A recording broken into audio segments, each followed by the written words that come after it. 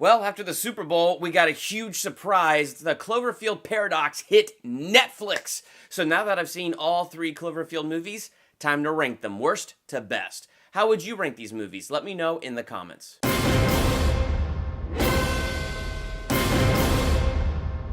Welcome to Durbania. I'm Durbin, and this is my ranking of all three Cloverfield movies from worst to best. Now, this was a big surprise that we got this Cloverfield movie. In fact, today, my ranking video that I had scheduled to post was me ranking the new 52 animated Justice League movies, because those movies are excellent. I shot the video. I have edited the video. The video is 100% done, and it was set to air today. Then we got this surprise. So, that Justice League ranking, I am pushing it back 1 week. So you can catch that next week.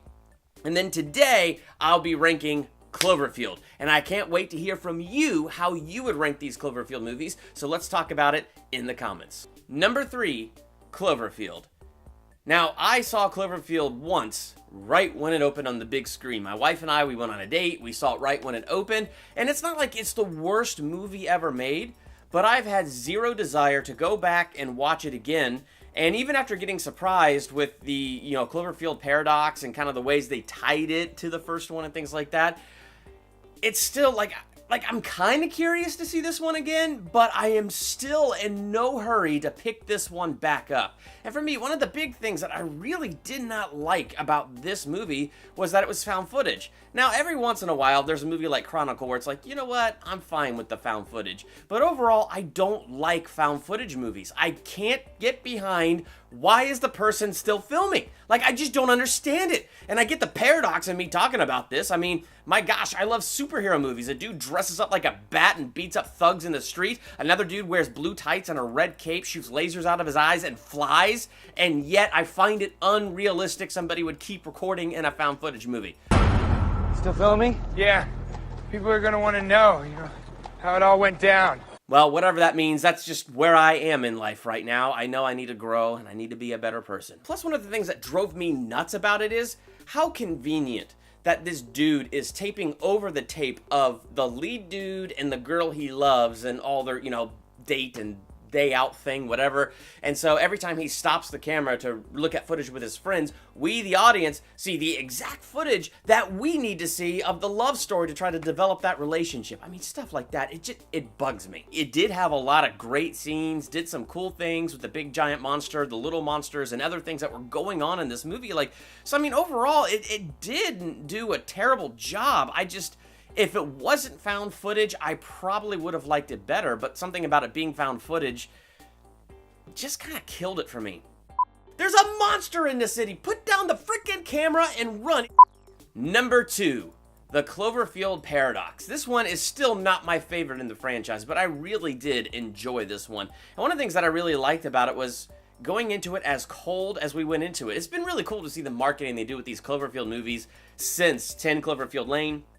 Moving into this one, some rumor that we might be getting another one, so it's like, good golly. I mean, it's just interesting the way they're marketing this franchise. It's interesting what they're doing with this franchise. And overall, I really did like this movie. Now, when I did my spoiler-free review, I had just watched it, and I was still just coming off the high of just watching it, and I still stand by the fact that I really liked it. I think A- is a pretty reasonable grade for it, but the reason I think A- is a reasonable grade for the Cloverfield Paradox is because it was straight to Netflix. I think it would have dropped to a B movie if it was on the big screen, because I would have had to have paid extra money to see that. And then the way it ended, again, I don't want to get into the details, because if you haven't seen it, I really don't want to spoil it for you, and I'd love it if you'd go into this movie cold, because that's where you just get the optimal enjoyment of this movie.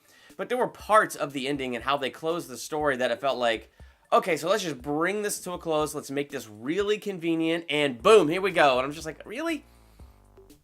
Okay, well, whatever. I mean, it's not like it was terrible. It really wasn't. No part of the Cloverfield Paradox was terrible. I really enjoyed the movie, but when watching it, and the more I've thought about it, I am very grateful it was straight to Netflix. That just makes so much more sense to me that it's a Netflix movie. It was so much better to watch it that way than to spend extra money and see it on the big screen, so it comes in at my number 2. Number 1, 10 Cloverfield Lane. This is my number 1 because, well, number 1, I was utterly blown away by this movie. I mean, I was coming off my low from seeing Cloverfield, and some of the trailers and some of the marketing for this one, it looked interesting.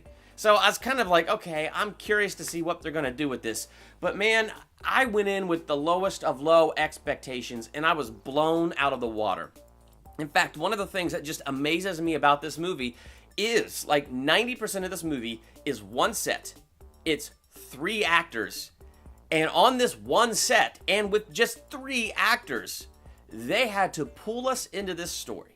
They had to keep us on the edge of our seats. They had to make this profoundly interesting, and they did. And the best part of 10 Cloverfield Lane for me was John Goodman.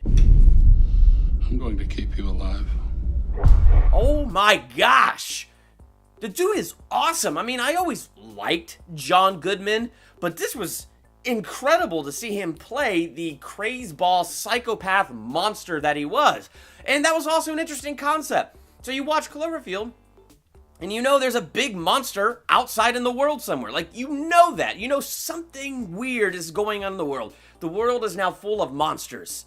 But that's not what this movie's about. This movie is in this shelter underground, and John Goodman is the monster. This is a movie about monsters without, but the real story is here, the monster within, and how this small monster could possibly be bigger than the big monster out there. I mean, this small monster here is the evil that is in humanity. I mean, oh my gosh. John Goodman was just epic in this role. I mean, all 3 of the actors did a fantastic job, but honestly, it was the way John Goodman did it, the way John Goodman carried it, the way John Goodman played the psycho monster that just made this movie incredible.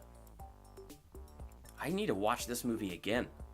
Like, that just hit me. Like, it's been a long time since I've seen it. I need to watch 10 Cloverfield Lane again. I really need to watch the first 2 again. Maybe I'll just binge all 3 of them in a row and see how I feel. But right now, that is my ranking of the Cloverfield movies. So, how would you rank these movies? How do you feel about them? Be sure to let me know in the comments. And while you're there, hit the subscribe button to become a Durbanian and hit the bell next to the subscribe button so you're notified for the next ranking video I drop, like the one I'm postponing this week. So next week you can check out my ranking video for the new 52 Justice League animated movies. I'm excited to have that ranking for you. So make sure you hit the bell so you're notified when that drops, when other movie reviews drop, trailer reactions, theological analyses, and anything else I do here. Hit the bell so you're notified when all of that drops. I want to say a huge thank you to all my patrons. You guys mean so much to me. Your support just blows me away. Thank you for supporting me. Thank you for supporting Durbania.